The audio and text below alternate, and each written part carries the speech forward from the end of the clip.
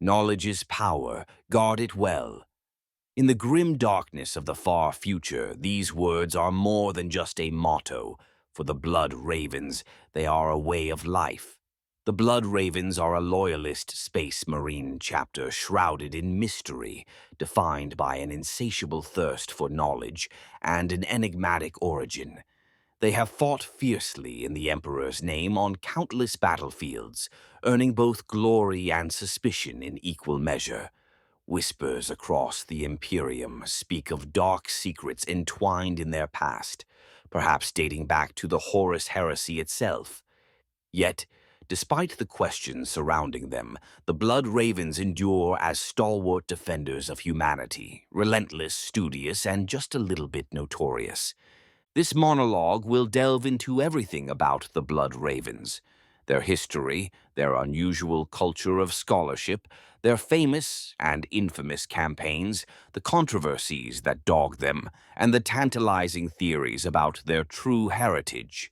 It's a tale of heroism and heresy, of lost planets and forbidden lore, all told with a subtle touch of sarcasm. Prepare to uncover the saga of the Blood Ravens chapter, the Seekers of Knowledge, the Crows of the Battlefield, and perhaps the biggest mystery in the 41st millennium. Origins, shrouded in mystery.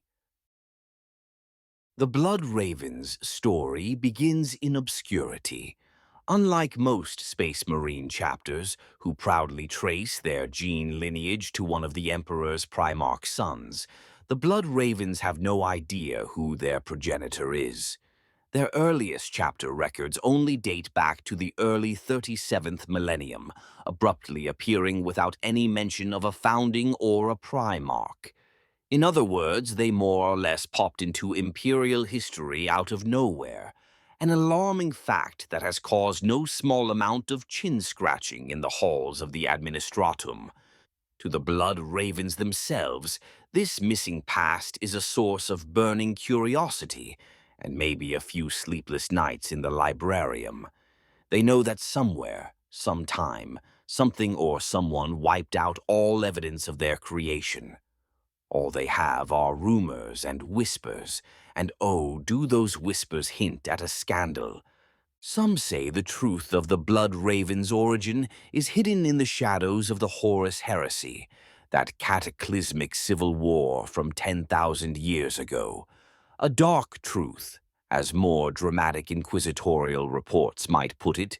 Perhaps a group of Astartes survived a long-forgotten massacre or betrayal and were reforged into a new chapter with new identities. Perhaps their gene seed comes from a lineage nobody in the present Imperium would ever openly admit. The Blood Ravens themselves certainly suspect something is amiss. After all, chapters don't just lose their founding records for no reason.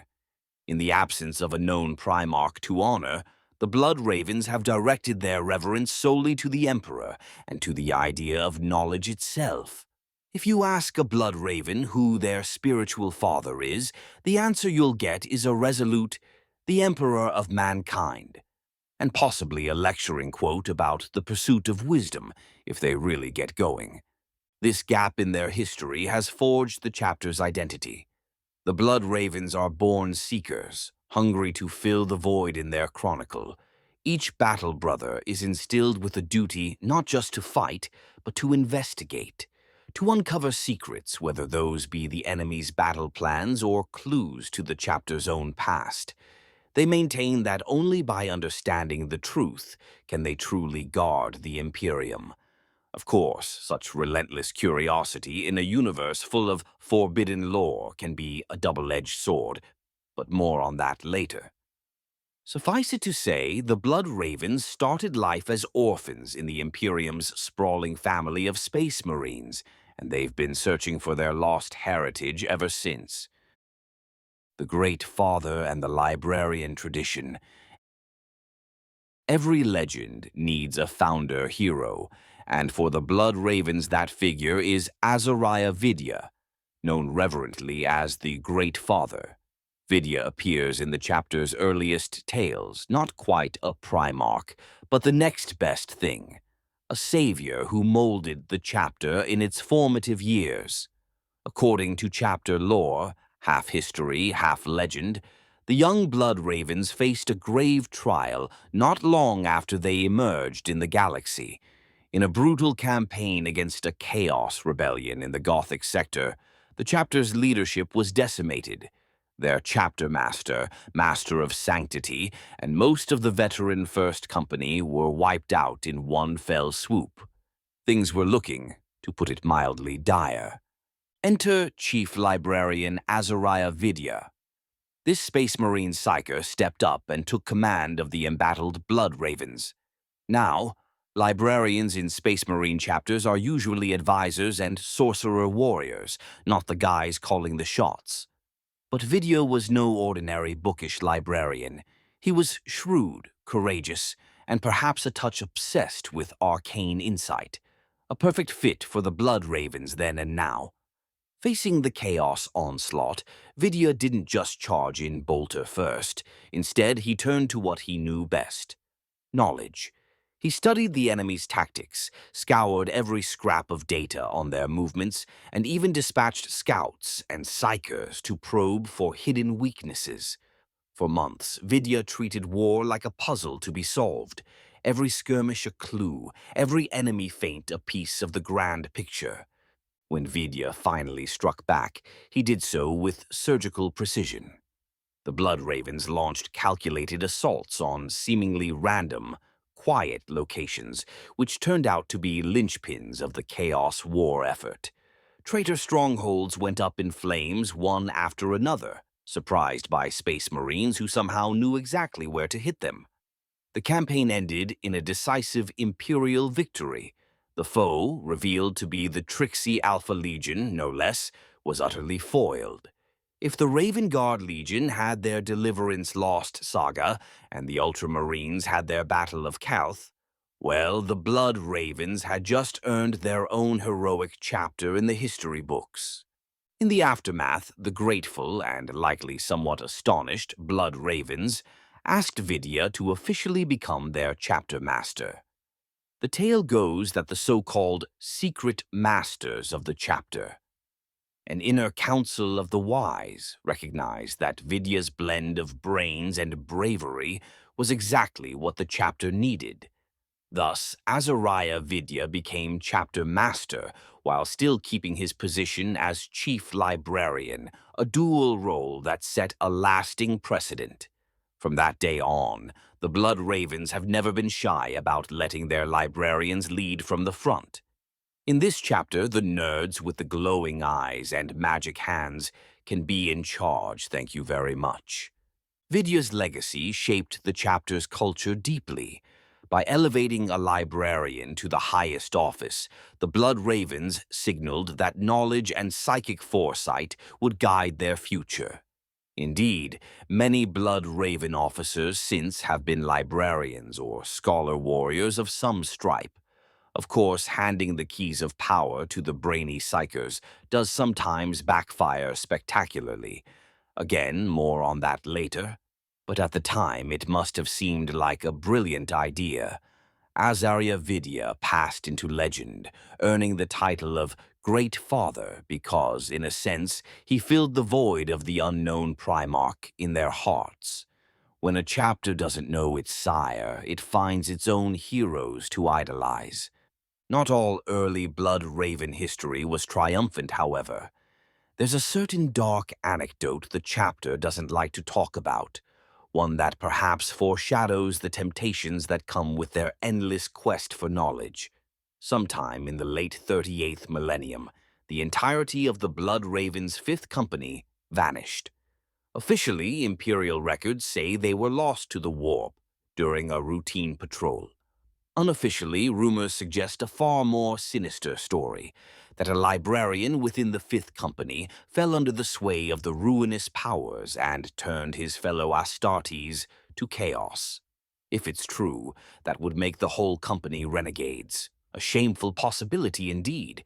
The Blood Ravens, true to form, have scrubbed the details from record and dismissed the tale as unfounded. Yet interestingly, to this day, the Marines of the reconstituted Fifth Company wear badges of penitence and redemption on their armor, as if atoning for some ancient sin. Draw your own conclusions. The rise of Azariah Vidya and the whispered fall of the Fifth Company both illustrate a constant theme for the Blood Ravens. Knowledge is their weapon, but also their temptation. In their formative centuries, they learned that prying into the unknown yields great rewards and great risks. They had won a miraculous victory through intellect and psychic talent, and perhaps also had a brush with damnation when one of their own sought forbidden lore. This precarious dance with insight and heresy would continue to define the chapter in the millennia to come. Seekers of knowledge, culture, and practices. If there's one thing everyone knows about the Blood Ravens, aside from their striking red power armor and big black raven emblems, it's that they are the bookworms of the Adeptus Astartes. This is a chapter of Space Marines that would happily raid a Chaos Temple and a library in the same day and treat both with equal seriousness. The Blood Ravens have a well-earned reputation for scholarship. They maintain some of the most extensive librariums in the entire Imperium, packed with tomes, data slates, and forbidden lore that other chapters might torch on sight. Every battle barge and strike cruiser in their fleet carries its own librarium and a staff of archivists. These guys document everything. One might say the Blood Ravens are practically addicted to record-keeping, which makes it all the more ironic that someone deleted the first few chapters of their own story. Being seekers of knowledge isn't just a fun quirk. It's woven into their military doctrine. The Blood Ravens favor careful planning, reconnaissance, and above all, understanding the enemy. They are the types to analyze Xenos technology or study Chaos cult practices if it gives an edge in war. They're librarians, and they have a lot of librarians, frequently guide battle plans with psychic visions or by deciphering intel that others overlooked. The chapter's penchant for predicting enemy moves and striking with uncanny precision is legendary. Allies might see it as tactical genius, while some more superstitious folks wonder if the Blood Ravens are peeking at the Emperor's tarot a bit too closely, or perhaps making deals with dubious powers. The nerve. The chapter's obsession with uncovering secrets has led them to form unusually close ties with the Adeptus Mechanicus and even certain members of the Inquisition. It's not uncommon to find Blood Ravens accompanying Mechanicus explorator fleets into forgotten ruins, or helping Ordo Xenos agents dig up some lost archaeotech weapon. Whereas some chapters, looking at you, Space Wolves, would smash a relic and ask questions never, the Blood Ravens would prefer to secure it, study it, and maybe stash it in their vault for safekeeping. Knowledge is power, and the Blood Ravens take that very literally. If something is unknown, they want to know it. If something is lost, they want to find it. And if something is hidden, Emperor help us all, they will uncover it eventually. This brings us to a slightly less flattering aspect of their reputation. There's a running joke in certain circles that if you can't find a relic or sacred item where you left it, the Blood Ravens probably borrowed it. Yes, the Blood Ravens have a bit of a magpie streak. Over the centuries, they've accumulated a trove of artifacts, weapons, and heirlooms, some of which originated in the armories of other chapters or the shrines of the ecclesiarchy. Officially, the Blood Ravens claim these acquisitions are all above board, trophies won in battle or gifts exchanged in camaraderie. Unofficially, the Blood Angels were quite puzzled when told they had gifted a priceless bolt pistol to the Blood Ravens, considering the Blood Angels had no recollection of that transaction. Awkward.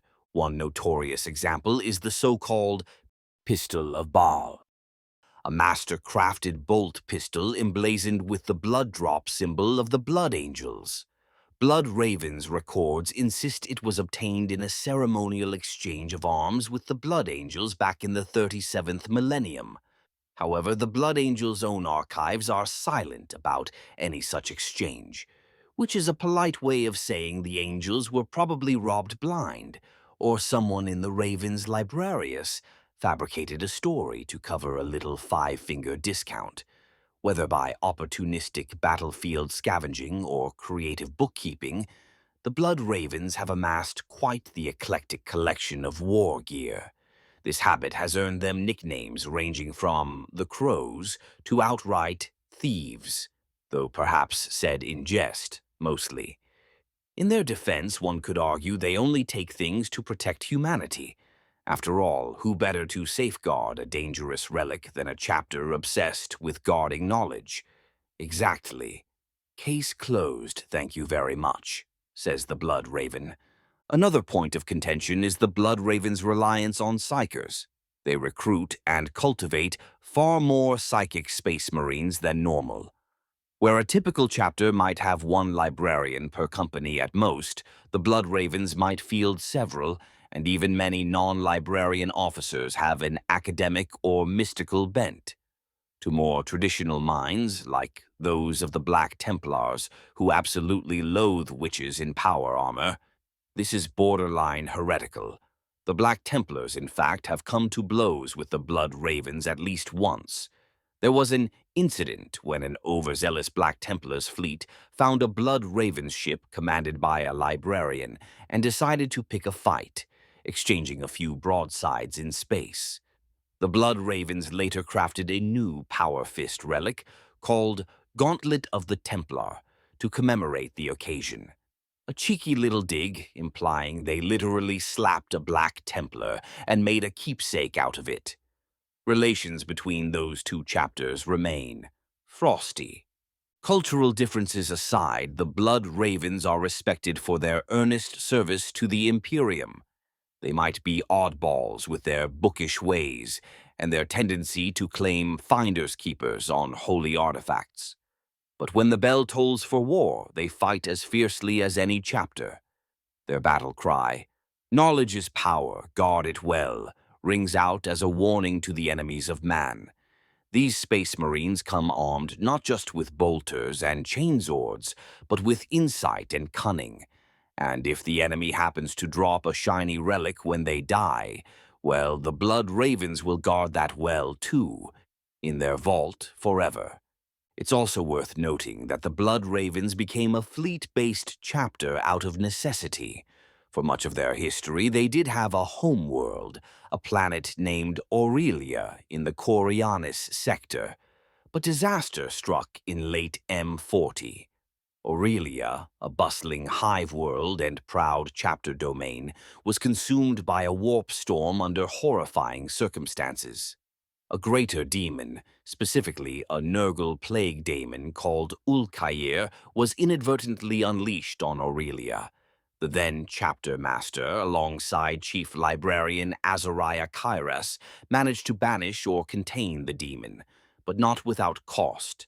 The entire planet of Aurelia was pulled into the warp and disappeared. Imagine the paperwork on that one. Homeworld missing, presumed in hell. With Aurelia lost, the Blood Ravens had no choice but to operate as a completely fleet-based chapter. They turned their massive battle barge Omnis Arcanum into a mobile fortress monastery, complete with the Grand Librarium Sanctorum, housing all those precious books and records. Losing Aurelia was a body blow to the chapter, but in classic Blood Raven fashion, they documented the heck out of it and learned what lessons they could. It also made them fiercely protective of their remaining recruiting worlds in the Aurelia subsector, planets like Calderis, Typhon, and Meridian. In time, as warp storms are fickle, Aurelia actually re-emerged from the warp in M41, though it returned as a corrupted, demon-infested shadow of its former self. The Blood Ravens now keep constant watch over what's left of their old homeworld, in cooperation with the Inquisition, to ensure the evils bound there never spread. Home for the Blood Ravens today is wherever their fleet sails. They are wanderers by fate, which conveniently aligns with their questing nature. have starship, will travel, and while they're in orbit, they'll be sure to raid your planet's archive for any juicy lore, strictly for safekeeping, of course. By the end of the 41st millennium, on the eve of the era Indomitus, the Blood Ravens had honed their identity. Clever, secretive, somewhat mistrusted, but undeniably effective. They value lore and foresight as much as bolter discipline. They will ally with unusual partners, even Eldar on rare occasions, if it means gaining insight into an enemy. They will risk censure to obtain a weapon or piece of knowledge that might turn the tide. And they will never stop hunting for clues about their own inception. This is the character of the Blood Ravens, perhaps the closest thing to true scholar warriors you'll find among the Adeptus Astartes, though not without a few skeletons in their metaphorical closet, and possibly literal closets, stuffed with other chapters' missing heirlooms.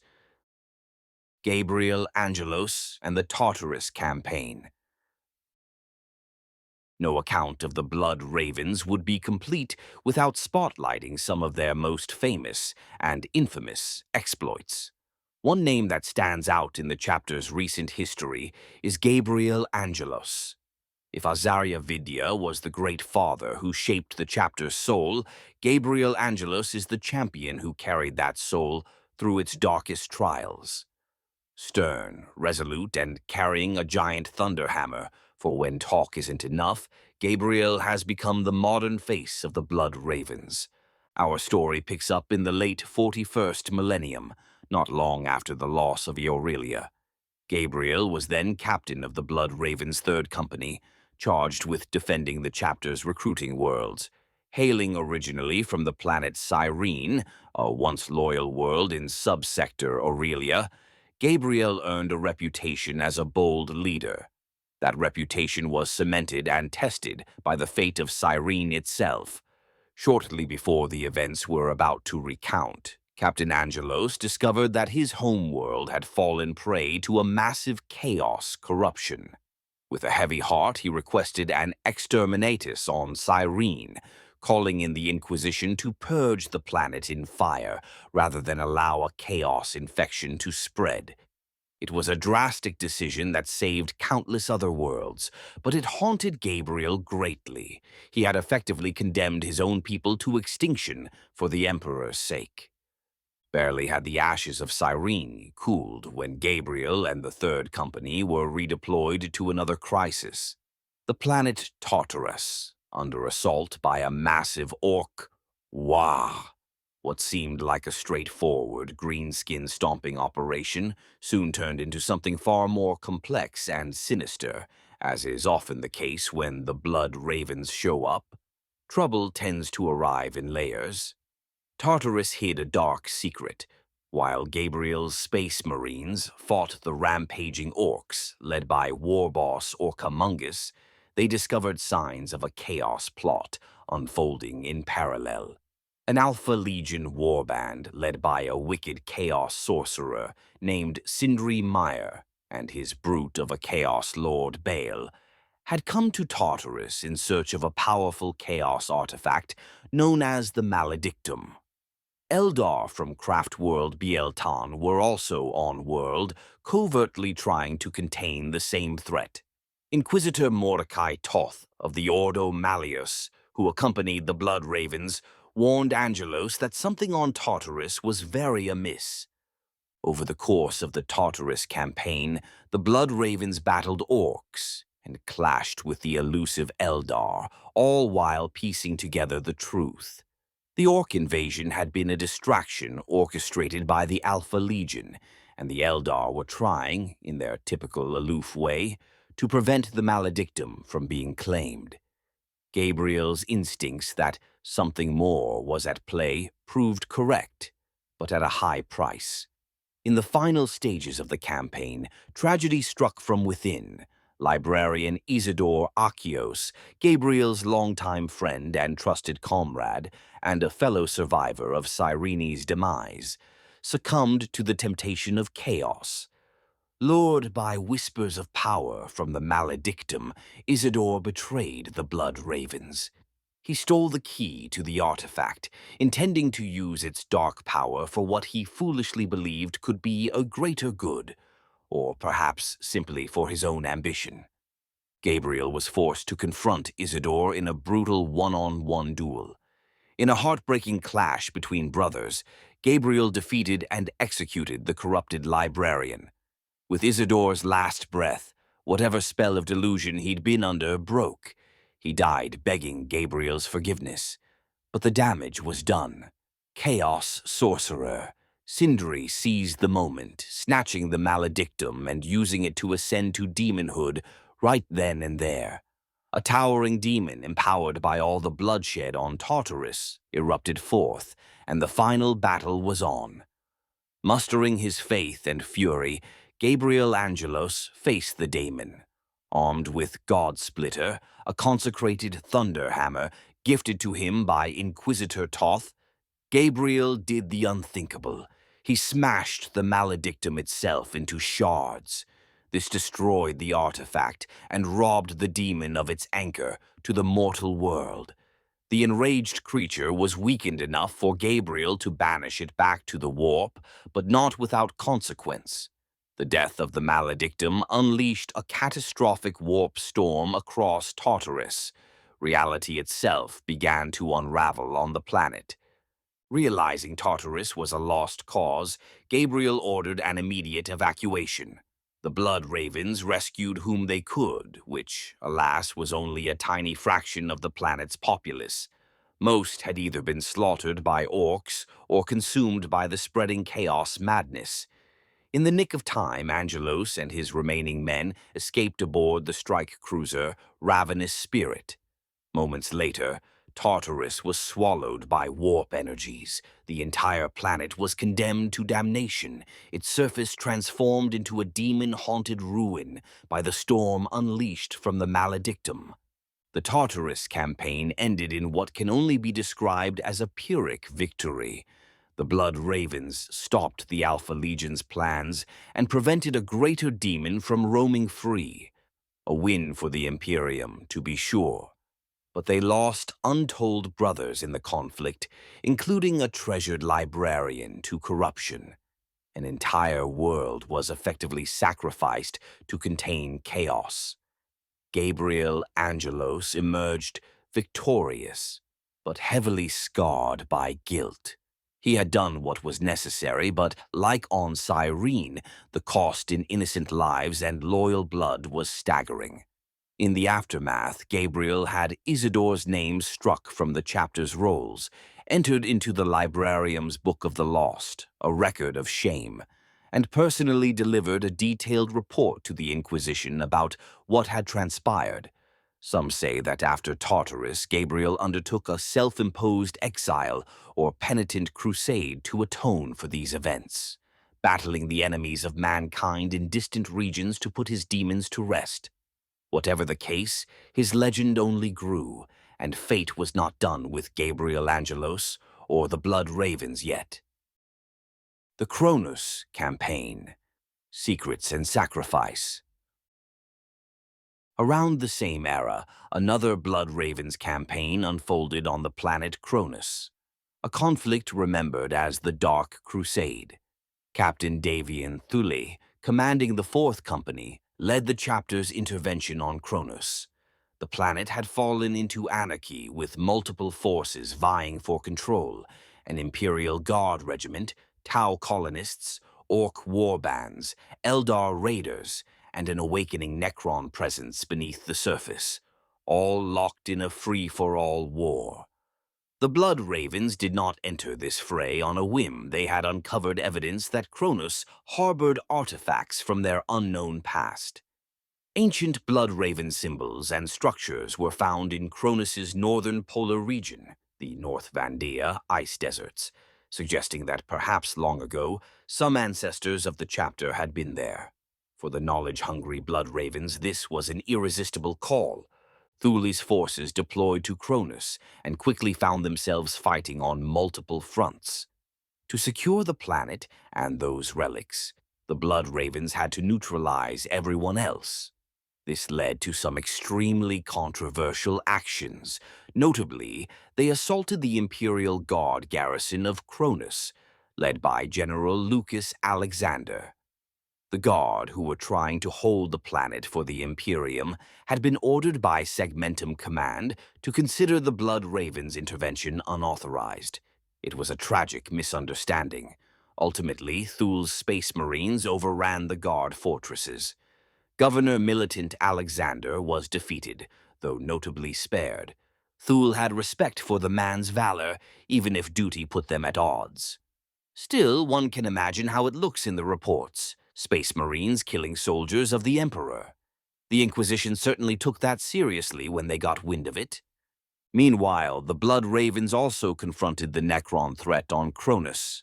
In the planet's barren Thur Abyss plateau, Necron tombs were stirring. Captain Thul led a daring assault to shut down the Necron emergence, eventually planting a tectonic bomb to collapse the main Necron catacombs. The plan worked. The living metal abominations were buried, at least for a time, beneath tons of rock. With the Necrons quelled and the Imperial Guard subdued, the Blood Ravens effectively secured Kronos for themselves by process of elimination. The Tau, Eldar, and Orcs were also defeated one by one in the broader campaign's progression. However, instead of celebrating victory on Kronos, Captain Thul left the planet with a brooding spirit. The relics he uncovered there, whatever knowledge they held, seemed to shake him deeply. According to murmured chapter lore, Thule found records or artifacts in the ruins of an ancient Blood Ravens outpost on Kronos that hinted at the chapter's true origins. Exactly what he learned is known only to Thule and perhaps the chapter's highest librarians. But it's said that upon reviewing the secrets of Kronos, Thule decided to destroy all the artifacts and data rather than preserve them. Shortly after the campaign, he requested to be relieved from any command beyond his company, avoiding the spotlight or any promotion, which might have been forthcoming given his battlefield success. Many within the chapter suspect Thule discovered a connection to a traitor legion in their lineage. A truth so alarming he felt it had to be purged to protect the chapter. Indeed, whispers about the Thousand Sons, the fallen legion of Magnus the Red, began to circulate in the Blood Ravens Librarius after Kronos, though always in hushed tones. The official outcome of Kronos was that the Blood Ravens had saved a world from Xenos occupation and brought it back under Imperial control. But the cost was the stain of fratricide, killing those guardsmen, and the burden of hidden knowledge gained and lost. Inquisitor Mordecai Toth, the same who was on Tartarus, questioned Thule extensively about Kronos, and ultimately decided not to level charges of heresy against the Blood Ravens, ruling that the confusion of war and the stakes at hand mitigated their actions. Still, the Kronos campaign left a mark on the chapter's reputation and psyche. They won, but the victory felt hollow. As Davian Thule departed Kronos, he carried with him unanswered questions about the Blood Raven's past, questions that, for the time being, he chose to bury. It was an uneasy triumph, one that only added to the chapter's mystique, and to that ever-growing internal file labeled, "Who Are We Really?" Disaster at Kaurava. The Price of Hubris. If Kronos was a challenging victory, the next major chapter in Blood Raven's history was a full-blown catastrophe. The Kaurava campaign is remembered, infamously, for the sheer scale of Blood Raven losses. Brother Captain Indrik Boreal took command of an unprecedented task force, 5 companies of Blood Ravens, half the chapter, to quell the Kaurava system, which had erupted into a massive conflict similar to Kronos with many armies battling for supremacy. The decision to commit such a large portion of the chapter reflected either extreme confidence or extreme desperation, perhaps a bit of both. Borealis' strategy relied on a tactic he codenamed Steel Rain, involving heavy use of drop pods to deploy his forces aggressively and en masse. Unfortunately, on the plains and jungles of Kaurava, Steel Rain turned into a bloodbath. Faced with multiple entrenched enemies, including the crafty Tau, who countered the drops effectively, and chaos forces that exploited the Raven's spread deployment, Boreal's companies were picked apart one by one. It was a perfect storm of tactical missteps and misfortune, inadequate reconnaissance, underestimating the coordination of their foes, and perhaps a touch of arrogance thinking 5 companies of Astartes were invincible. The outcome was beyond grim. One after another, whole units of blood ravens were annihilated. Boreale himself was slain in combat. Reports differ on whether it was a Necron that struck him down, or a concerted assault by the Kaurava PDF and Sisters of Battle during one engagement. Either way, he died valiantly but surrounded. By the end, 5 Blood Ravens companies had been effectively destroyed. The chapter's fighting strength was cut in half in a matter of weeks. It was one of the worst single campaign losses for any Space Marine chapter in the post-Heresy era. The shock to the Blood Ravens was profound. Veterans back on the fleet could scarcely believe the casualty reports. Half of their brotherhood was just gone. In the aftermath, the chapter went into a period of semi-seclusion, pulling back to secure their remaining assets and prevent any opportunistic enemies from exploiting their weakness. Recruiting efforts were tripled on all their known worlds. Every neophyte who showed promise was rushed into the scout company to begin replenishing the ranks. But quality takes time, centuries really, to rebuild losses of that magnitude. The Kaurava disaster also earned the Blood Ravens some unwanted notoriety among other Imperial commanders. The chapter that prided itself on prescient knowledge and careful strategy had overcommitted and been badly beaten. Whispers in high command circles questioned whether the Blood Ravens had been led astray by visions, or worse, arrogance. Boreale posthumously took much of the blame, rightly or wrongly, and among the Blood Ravens his name is remembered with a mix of respect and regret. The chapter's librarians wrote a confidential analysis of the campaign titled De Bellis Kaurava that is required reading for all Blood Raven officers now, a compilation of every error so that it may never be repeated. If there's a silver lining to Kaurava, it's that the chapter survived at all. Many chapters might have been completely wiped out in such a debacle. The Blood Ravens, scarred as they were, did not break. They licked their wounds, acknowledged their mistakes, and set about rebuilding with a humbler outlook. Steel Rain was quietly dropped from the playbook, except perhaps as a cautionary tale in the Codex supplement scribbled by some rueful Blood Raven strategist. Importantly, the survivors from Kaurava, those who led the remnants home, became fiercely determined to restore their chapter's honor. One of those survivors was Captain Apollo Diomedes, who had been away on a separate mission during the campaign. He returned to find half his chapter gone. Diomedes and others like him swore never to let such a tragedy befall the Blood Ravens again. Unfortunately, darker days were still ahead, and the next threat would come not from outside but from within. Heresy from within. The fall of Azariah Kyras. The greatest trial of the Blood Ravens, some would say their true test, came with the uncovering of monstrous heresy at the chapter's highest level. We've already seen hints. Chief Librarian Azariah Kyras heroically helped save Aurelia from a demon in M40 and later became chapter master after the Kaurava disaster. But beneath that noble exterior, Kyras had a secret. During that ritual to banish the daemon Ulcair on Aurelia long ago, Kyras himself had been tainted. Over centuries, that taint grew into full-blown corruption. By the late 41st millennium, Chapter Master Kyras was a thrall of chaos, serving the dark gods in the shadows, even as he wore the mantle of an imperial hero. It's hard to overstate how catastrophic this was. A space marine. Chapter Master is one of the most trusted and powerful individuals in the Imperium, and Kyras had been pulling strings to undermine the Blood Ravens from within. Many of the tragedies that befell the chapter now took on a sinister light.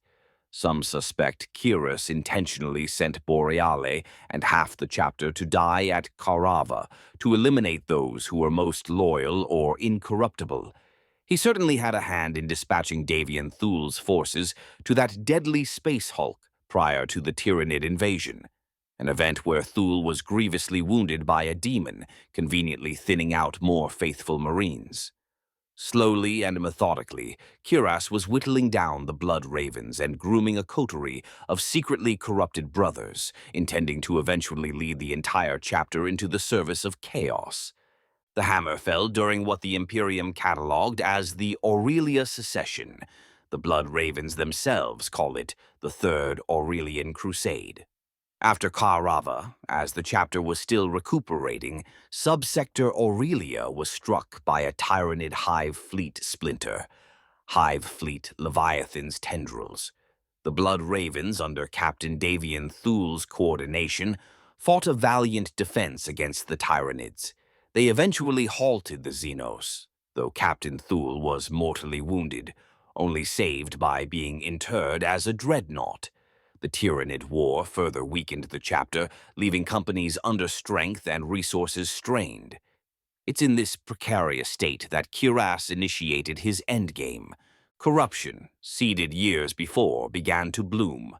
A notable incident occurred on planet Meridian, an industrial world in Aurelia. Elements of the Blood Ravens' Fourth Company were caught executing Imperial guardsmen and citizens under suspicion of heresy. But it turned out those Blood Ravens themselves were the ones tainted. Similar flare-ups of inexplicable atrocity by Space Marines happened on other planets. It became clear that a faction of the chapter had gone rogue.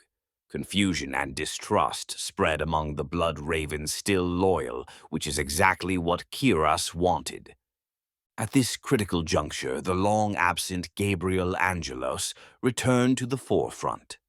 Sensing something was terribly wrong in his chapter, he defied Kyras' orders and began an independent investigation.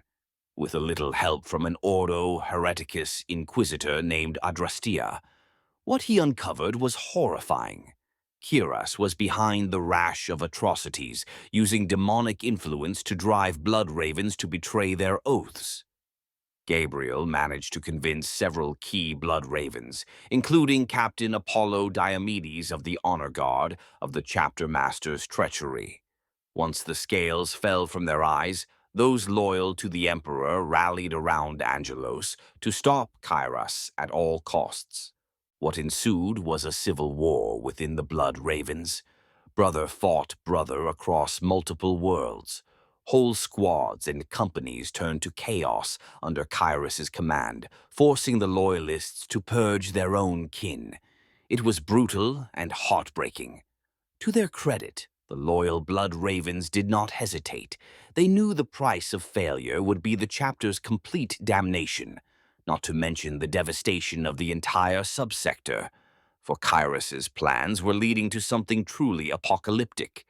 The climax came on the dead world of Aurelia itself, fittingly the chapter's old home, now a chaos-ridden wasteland after reappearing from the warp. Kyras, as part of his grand ritual, intended to offer up the entire sector to chaos, thereby ascending as a demon prince. The skies rained fire, demons poured forth, and amidst this hellscape the Blood Ravens fought their final battle of this insurrection. Gabriel Angelos, Chaplain Diomedes, and a handful of surviving Loyalists launched a make-or-break assault on Kyras' stronghold.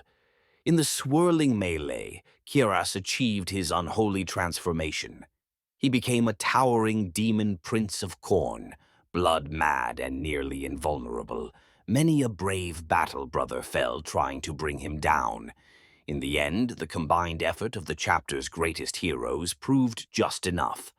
Librarian Jonah Orion, one of Gabriel's most trusted advisors, sacrificed himself to weaken Kyras with a colossal psychic blast. This gave Gabriel the opening to strike the demon prince with the God-Splitter hammer.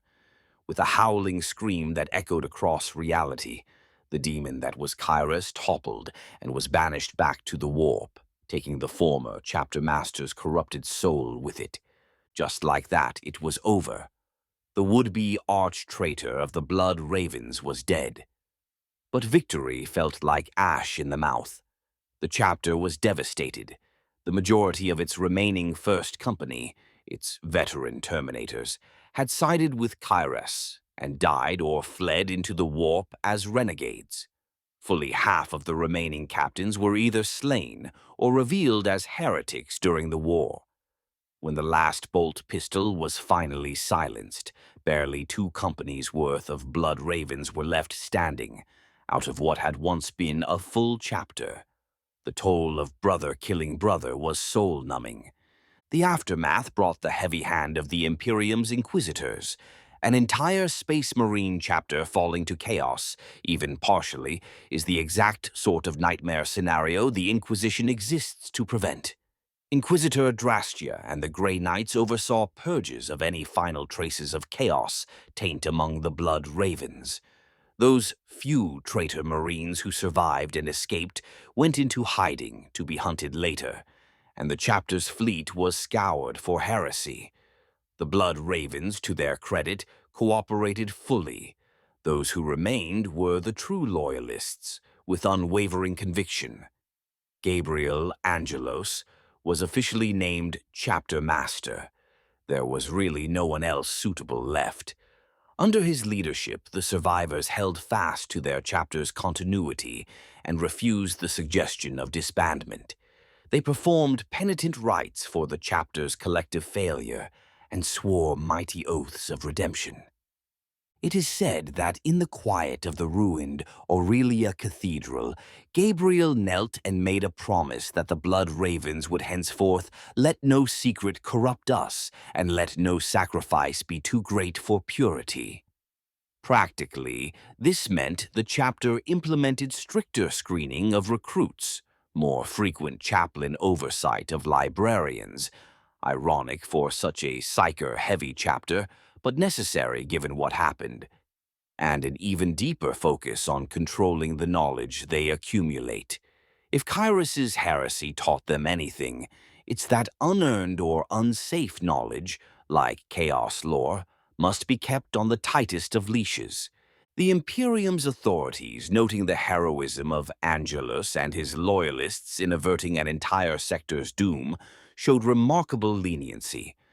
Rather than declare the chapter excommunicate traitorous, they allowed the Blood Ravens to repent and rebuild. Of course, a close eye remained on them. Several Inquisitors likely embedded agents around, just in case. But the Blood Ravens had survived the Crucible. They had stared into the abyss of chaos within themselves, and, by the Emperor's grace, had dragged themselves back out. Now the chapter was faced with a colossal task, rebuilding almost from scratch again. At this point, it was the 3rd time in a single century they'd had to replenish devastating losses. First Kaurava, then the Tyranids, now this. One could forgive them for feeling a bit cursed, yet the Blood Ravens are nothing if not tenacious. Gabriel Angelos, though aging, was unbroken in spirit. He began the slow process of recruiting and training new Blood Ravens, even as the galaxy around them descended into a new era of turmoil. Reforged in the era Indomitus. After the nightmare of the Kyras Heresy, the Blood Ravens entered the 42nd millennium, a shadow of their former selves. Gabriel Angelos, now Chapter Master, concentrated on nurturing new aspirants and safeguarding the chapter's remaining lineage. The Omnis Arcanum and a handful of strike cruisers served as their homes and training centers. Step by step, they clawed back some strength, taking on smaller-scale missions to hone their new recruits and reclaim lost honor. As if fate hadn't battered them enough, the next galactic crisis soon arrived. The events around the world of Acheron, depicted famously in the accounts of the Dawn of War III campaign. A mysterious warp-tainted world, Acheron emerged from the warp on a schedule and was said to house the Spear of Cain, an incredibly powerful Aeldari artifact. The Blood Ravens, true to form, could not ignore this convergence of knowledge and power. Though their resources were thin, Gabriel led a strike force to Acheron in hopes of securing the spear, or at least preventing it from falling into the wrong hands. On Acheron, the Blood Ravens encountered two old friends, Farseer Macha of the Eldar, still chasing that which might save or damn her people, and Warboss Gorguts of the Orcs, always chasing a good fight and loot. A three-way battle unfolded between Space Marines, Eldar, and Orcs, each faction maneuvering for the advantage. Despite their reduced state, the Blood Ravens fought with trademark tenacity and smarts. Gabriel personally performed a few heroic leaps of faith. The man jumped out of a Thunderhawk onto a moving orc gargant, if you can picture that. It looked like the Blood Ravens might actually seize the day and claim the Spear of Cain. However, the ever-pragmatic Inquisition had other plans. Deeming the spear too dangerous to exist, an inquisitorial fleet attempted an exterminatus on the vault where the artifact lay. The orbital bombardment they unleashed had unintended consequences. It cracked open the vault, and in doing so released a captive greater demon of Khorne that had been bound beneath Acheron's surface. Suddenly, all factions on Acheron had a big, red, angry problem in common. A bloodthirster, one of Khorne's most fearsome greater demons, manifested, and reality started falling apart around it.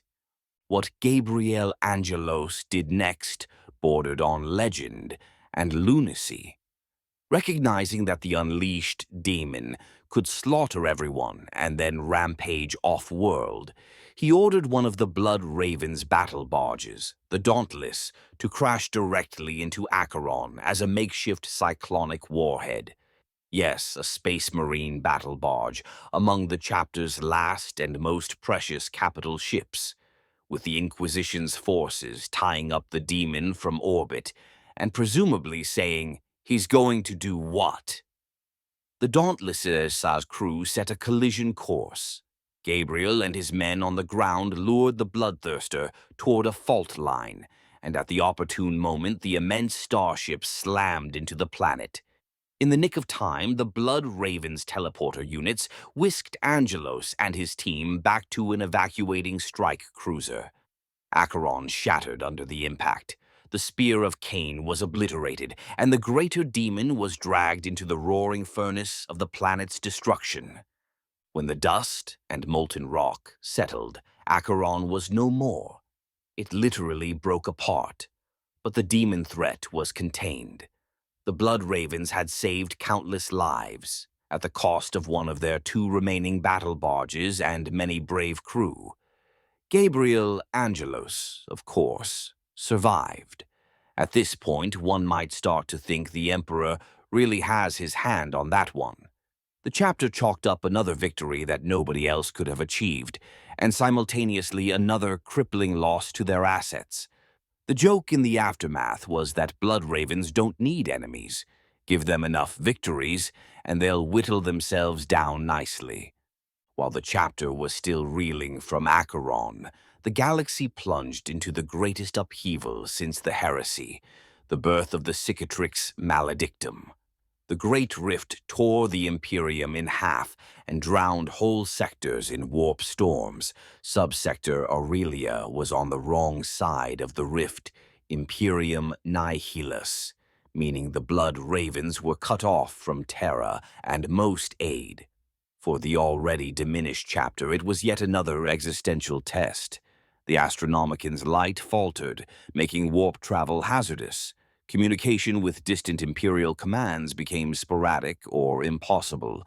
And worst of all, the rift's emergence triggered a surge of demonic and psychic phenomena in every system the Blood Ravens watched over. The decade or so following the Great Rift's appearance was incredibly dark, literally and figuratively, for the Blood Ravens. Many of their librarians, being highly psychic, suffered debilitating visions or burnout from the warp's turbulence. Some of the chapter's astropaths and navigator aides went mad or died. Chaos cults and demonic incursions erupted on worlds like Calderis and Meridian. The Blood Ravens, what few squads they had to spare, raced from fire to fire, trying to hold things together. Captain Gabriel, now more akin to a chapter master general, marshalling every resource, made the painful decision to divide his forces. Little strike teams of Blood Ravens spread out to respond wherever they could, even though it meant no single world had a full company defending it.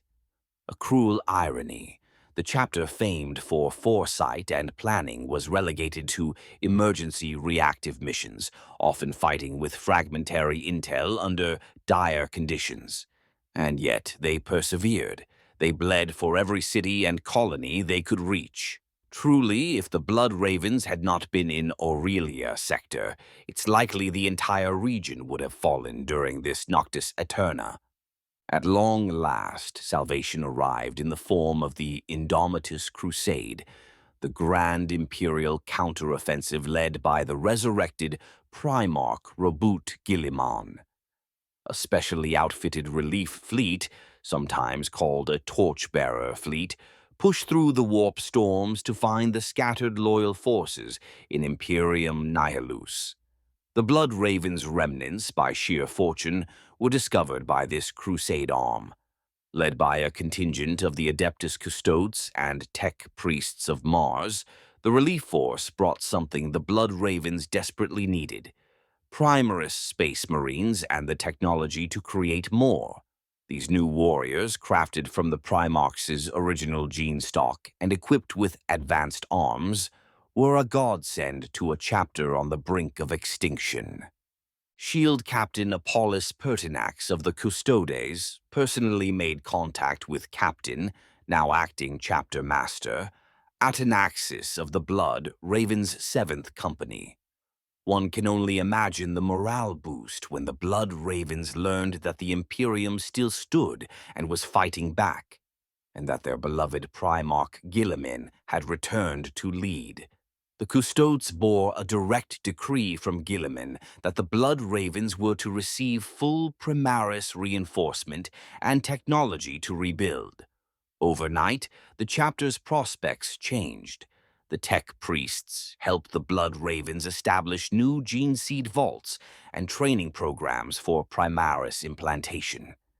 Phalanxes of fresh Primaris Space Marines, clad in the red and black of the chapter, bolstered the surviving companies. The Blood Ravens, true to their nature, did not just accept the gift blindly. Their apothecaries and librarians scrutinized the Primaris gene seed for any hints at their own mystery origins. If they gleaned any answers about their Primarch from the genetic data, outsiders have not been told. The Blood Ravens keep those findings close to the chest, possibly presenting only sanitized reports to the Custodes. There's an anecdote in chapter circles that Captain Atanaxis said, "Do not tell Chapter Master Angelos any of this until we have something solid," likely not wanting to burden Gabriel with wild speculation until evidence was in hand. Once integrated, the Primaris Marines proved their worth quickly. The reinforced Blood Ravens launched strikes to reclaim worlds lost in the recent Chaos onslaught, coordinating with other Imperial forces pushing back the darkness. Gabriel Angelos, now confirmed as Chapter Master, continued to lead from the front, even as some urged him to take a step back and let the new generation carry the torch. Unsurprisingly, Angelos refused to sit idle. He promptly undertook the risky Rubicon Primaris surgery himself, emerging as a Primaris Space Marine so he could keep fighting alongside his brethren on equal footing. Thus, as the Indomitus crusade stabilized the Imperium Nihilus, the Blood Ravens chapter was reborn in many ways. From a handful of tattered squads, they swelled back to a respectable force, not at full chapter strength yet, but no longer on the edge of oblivion. For the first time in a very long time, the Blood Ravens could think about the future in years and centuries again, not day-to-day survival. They still had their secrets and their scars, but they also had fresh blood, figuratively and literally, and a renewed mandate to serve the Imperium. The Primarch's secret lost sons, or something else. Through all their trials, one enigma remains unresolved: the Blood Raven's genetic lineage. With new Primaris gene seed samples to compare and countless scraps of lore collected, have the Blood Ravens finally deciphered the puzzle of their origin? Officially, not yet. Unofficially, a mountain of clues has made one theory very hard to ignore: that the Blood Ravens may be descendants of the Thousand Sons, the traitor legion of Magnus the Red. It's a theory that once would have been heresy to even whisper, but let's lay out the evidence. First, there's the telltale similarity in heraldry and color. The Thousand Sons before their fall wore red armor with white accents, and one of their cults, the Corvidae, bore a raven's head symbol. The Blood Ravens wear red armor with bone-white accents and use a whole raven.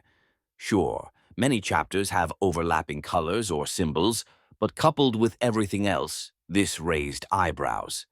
Next, consider the extraordinary number of psychers in the Blood Ravens and their obsession with gathering knowledge. Among all Space Marines, who does that sound like? It sounds an awful lot like the Thousand Sons, who were renowned for their psychic prowess and thirst for understanding the mysteries of the universe, right up until those traits got them damned during the Horus Heresy. There are also direct lore hints scattered across historical texts. For instance, an old prophecy recorded by a psyker named Callista Eris on the eve of the burning of Prospero mentions the ravens, the lost sons, crying out for salvation and knowledge denied. At the time, no one knew what to make of that. In hindsight, it reads almost like someone foreseeing that a group of Thousand Sons, lost sons, would one day become the Blood Ravens, ravens crying out for knowledge. Spooky, isn't it?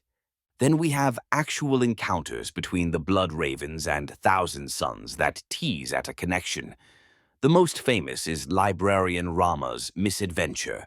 This Blood Raven got separated from his chapter around M41 997, sucked into the warp, and ended up in the clutches of the Prodigal Sons, a war band led by none other than Asek Ahriman, the exiled chief librarian of the Thousand Sons, arguably one of the most knowledgeable and devious sorcerers alive. Instead of sacrificing Rama or turning him into a chaos spawn outright, Ahriman conversed with him. He referred to Rama as my lost brother, and even revealed that he had known Azariah Vidya. Yes, Great Father Vidya. Long ago and better than you might expect. That implies Vidya himself might have been one of Ahriman's fellow Thousand Sons back in the Heresy era. Furthermore, Ahriman reminded Rama that the Thousand Sons Legion once wore red armor and bore a raven symbol, the Corvidae cult icon, and said pointedly, "We were not always so different, you and I." The meeting ended with Ahriman essentially helping Rama in pursuit of some knowledge naturally, and sending him on his way rather than killing him. Now, Ahriman is as manipulative as they come. His words can rarely be taken at face value. But it's hard to imagine a scenario where he'd bother to spin such a specific yarn unless there was something to it. Even the Blood Raven's own records grudgingly note the strange respect Ahriman showed to Ramah. To top it off, recall that mysterious relics Thula found on Kronos and felt compelled to destroy? Many believe those were evidence of Blood Ravens being present, or rather the Thousand Sons being present, on that world 10,000 years ago. Perhaps survivors of Prospero's doom settled there with the help of Eldar. There were indications on Kronos of an ancient alliance between red-armored Astartes and Eldar to contain a great evil. Very similar to Tartarus's scenario, by the way. The pieces of the puzzle line up uncannily well. Within the chapter, it said that the secret masters, that inner circle of senior librarians and commanders, have compiled all these clues and more. They likely have a strong hypothesis that their gene sire is Magnus the Red. If that is true, it presents a philosophical quandary. Their genetic father is a traitor Primarch, turned demon king of chaos, yet they themselves have remained loyal, Kyras's little episode notwithstanding. The Blood Ravens have always felt a bit like outsiders among Space Marines. Now imagine learning you descend from a traitor legion. It would explain the erasure of their founding history. The Imperium would have hidden such a lineage, and the Inquisition's sealed records. It might even explain the curse of instability that has haunted them. A lot of their brethren falling to chaos, for instance, something the Thousand Sons gene line might be prone to due to the flesh change or other warp taints. To the Blood Raven's enduring credit, even if tomorrow they confirmed, yes, our gene seed is from Magnus, it's hard to imagine them faltering in their duty. If anything, they might double down on proving that one's origins do not define one's destiny. In the vast lore of the Imperium, there are precedents for redemption and the Emperor's light coming to unexpected places. Perhaps the Blood Ravens are exactly that, the Emperor's redemption of a small part of Magnus's legacy, a band of his sons that continue to serve him, seeking knowledge to protect humanity rather than to damn it. As of now, however, the mystery isn't officially solved. The Blood Ravens keep seeking the truth, but they also seem content to live by their deeds rather than their pedigree. After all, if they announced publicly, "Hey, we're pretty sure we come from the Thousand Sons," it would invite all sorts of unwanted scrutiny, and possibly a bunch of zealots yelling, "Purge the witch!" So they guard this secret as zealously as any other, possibly waiting for a day when the knowledge can be used for the chapter's benefit rather than ruin. Conclusion: knowledge is power. In the unforgiving annals of the 41st millennium, and now the 42nd, the Blood Ravens have proven that knowledge can indeed be power. A power to defend, to destroy, or to corrupt, depending on how it's wielded. Their chapter saga is a tapestry of glorious victories interwoven with dire tragedies. They have stood against Xenos horrors, heretics, and even the darkness within their own ranks, and each time they have emerged, battered, but wiser. Few Space Marine chapters have been tested as relentlessly as the Blood Ravens, and fewer still have shown such a capacity to adapt, learn, and persevere. The Blood Ravens exemplify the maxim that understanding the enemy is key to victory, but they also serve as a cautionary tale. Delving too deep into forbidden lore can exact a terrible price. They walk a knife's edge between enlightenment and oblivion, and yet they endure. Today, the Blood Ravens fight on as a renewed but chastened chapter. They are smaller than they once were, and every battle brother among them is all the more precious. Under Gabriel, Angelos's watchful leadership, they balance on that knife's edge, wielding the Emperor's fury in one hand and safeguarding ancient wisdom in the other. Their motto, "Knowledge is power, guard it well," rings out not just as a battle cry, but as a guiding principle by which they navigate the perilous currents of fate. The legacy of the Blood Ravens is one of resilience and relentless pursuit of truth. They have been called thieves by some, heroes by others. Perhaps they are a bit of both. They will appropriate a relic or two if it means strengthening the Imperium, and they'll certainly appropriate a good idea or strategy if it leads to victory. They've also shown an almost unparalleled willingness to sacrifice, be it annihilating their own homeworld, scuttling their own starship, or facing down their own gene-kin gone bad, all to protect humanity from worse outcomes.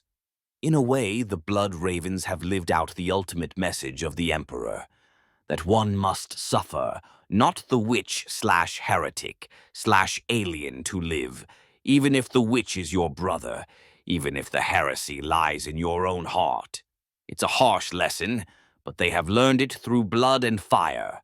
In the grim darkness of the far future, where ignorance often feels safer than knowledge, the Blood Ravens choose a different path. They dare to know, to understand, and to use that understanding in the Emperor's service.